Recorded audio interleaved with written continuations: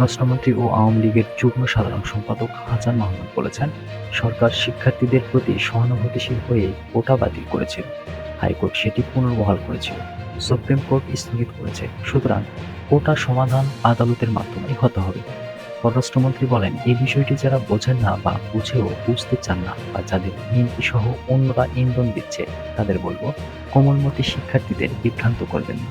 শনিবার সন্ধ্যায় বগুড়া শহরে পৌর এডওয়ার্ড পার্কের শহীদ টিটু মিলনায়তনে বাংলাদেশ আওয়ামী লীগের ৭৫তম প্রতিষ্ঠা বার্ষিকী উদযাপন ও বগুড়া জেলা আওয়ামী লীগের প্রবীণ নেতাদের সংবর্ধনা ও প্রয়াত ব্যক্তিদের মরণোত্তর সম্মাননা প্রদান অনুষ্ঠানের আয়োজন করা হয়।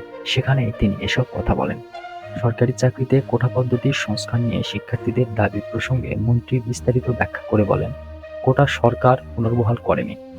সরকার বরং শিক্ষার্থীদের দাবি পরিপ্রেক্ষিতে ২০১৮ সালে কোটা বাতিল করেছিল।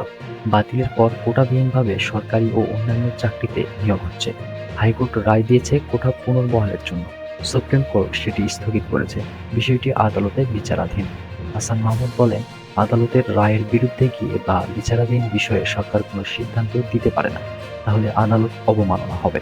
এসব বুঝেও যারা জনভোগান্তি ঘটাচ্ছেন, সেই ভোগান্তি যাতে না ঘটে সেজন্য সরকার যথাযথ ব্যবস্থা নিতে বদ্ধপরিকর এবং আশা করব শিক্ষার্থীরা সুপ্রিম কোর্টের রায় পর্যন্ত অপেক্ষা করবেন।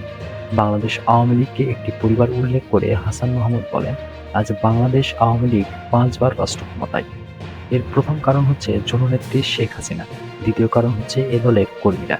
কর্মীরাই এ দলের প্রাণ। শেখ হাসিনার ওপরে যখন বারবার হামলা হয়েছে, তখন কর্মীরাই মানব কর্ম সৃষ্টি করে গ্রেনেড ও গুলি থেকে শেখ হাসিনাকে রক্ষা করেছে। দলের দুঃসময়ে অনেক নেতাই দল ছেড়ে চলে গেছেন, বেসুরো কথা বলেছেন, কিন্তু কর্মীরা কখনোই শেখ হাসিনার সঙ্গে বা দলের সঙ্গে বেইমানি করেনি।